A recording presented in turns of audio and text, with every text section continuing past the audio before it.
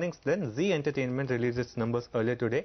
Mihir Modi, Chief Finance and Strategy Officer at Zee Entertainment, now joins us to detail the numbers. Mihir, hi, good afternoon. Your ad revenue growth really again stunned the market, 25% growth.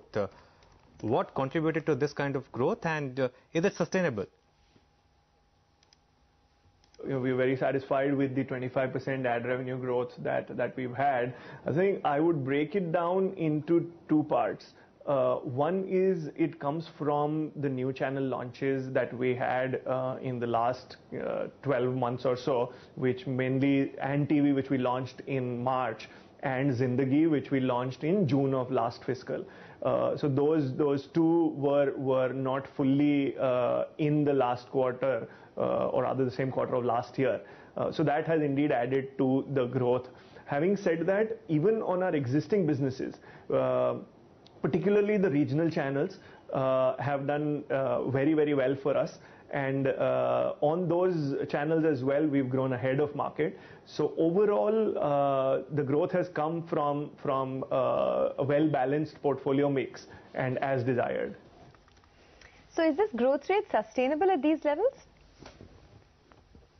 Our endeavor will constantly be to grow ahead of market. We'll need to see how the market pans out, but indeed, these are there's nothing one time in this growth yet.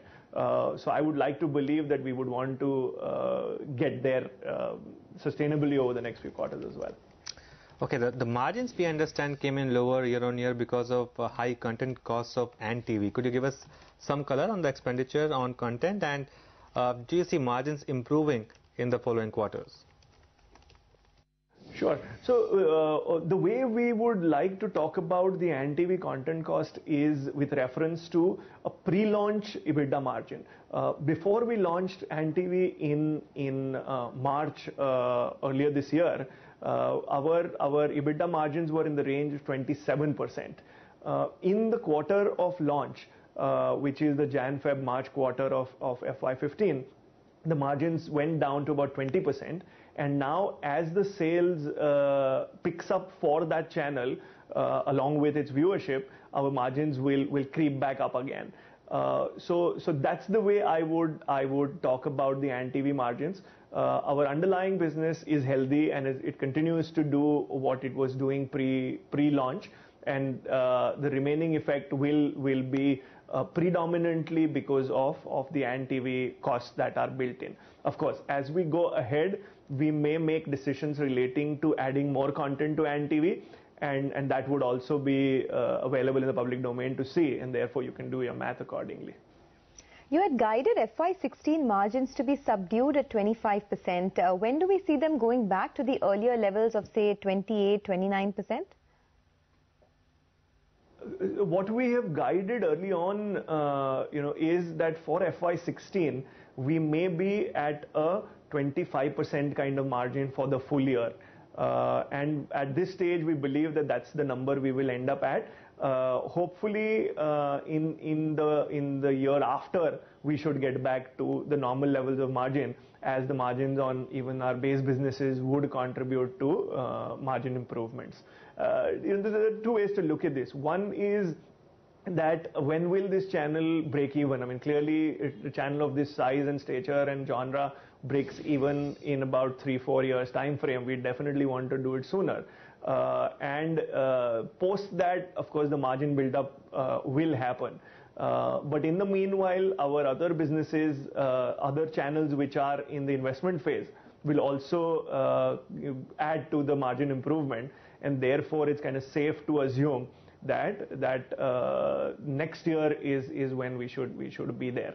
But it's too early to talk about it. I think I would be more comfortable talking about what we've guided for FY16, which is around 25% margin. Okay, your year-end guidance for subscription revenue stands at 11 to 12%. Would you increase it, or is digitization actually slower than expected?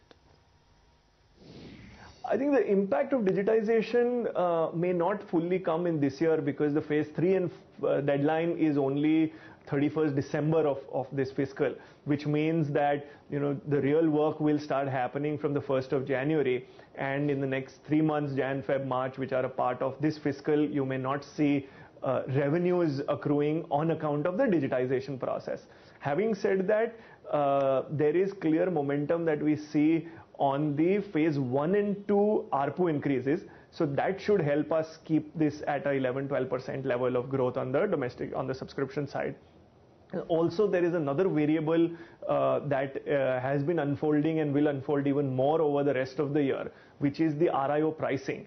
How that shapes up the revenue remains to be seen. There has Star has already announced their RIO for the last 6-7 months, and we are learning from their experiences, and there will be some variables unfolding on that account, which will also decide how the growth looks. Fair enough. You guided for a loss in your sports business for FY16. This quarter, we've seen a gain of around 1.5 crores. So can we still expect losses in the subsequent quarters? We do, on a full year basis, we do expect losses. As you know, sports is indeed an event-based kind of a property or a channel, and therefore we see these fluctuations quarter on quarter. For the full year, we've indeed guided a loss. If and when we believe that there is a change in what we expect on the sports side, we will again guide accordingly. But at this stage, the full year will indeed be a loss on the sports business. All right, so let's go back to advertisement then. Again, I keep going back to 25% number, but where do you see the ad growth coming from? National channels or regional channels? I think both are doing very well, but I must say the regionals are doing a wee bit better than the national channels at this stage. And that explains this decision to acquire Sarthak, the Odia channel. And if you could give us some more details in terms of the acquisition. Sure. So in line with our regional strategy and the success that we've got there, Odisha was the next in-line market in terms of the opportunity that is available there. It is about 50% in terms of size of households and viewership compared to West Bengal. And the market there is very small relative to West Bengal. So that was a natural extension for us. And while we were evaluating the regional expansion strategy, we came across this opportunity. Sarthak TV is the leading channel. It is a GEC and leading channel in Odisha. It has about 25% viewership share there. And it's a channel/business which is already profitable. So from that perspective, we believe it's going to be a very good fit for us with almost no impact on the P&L.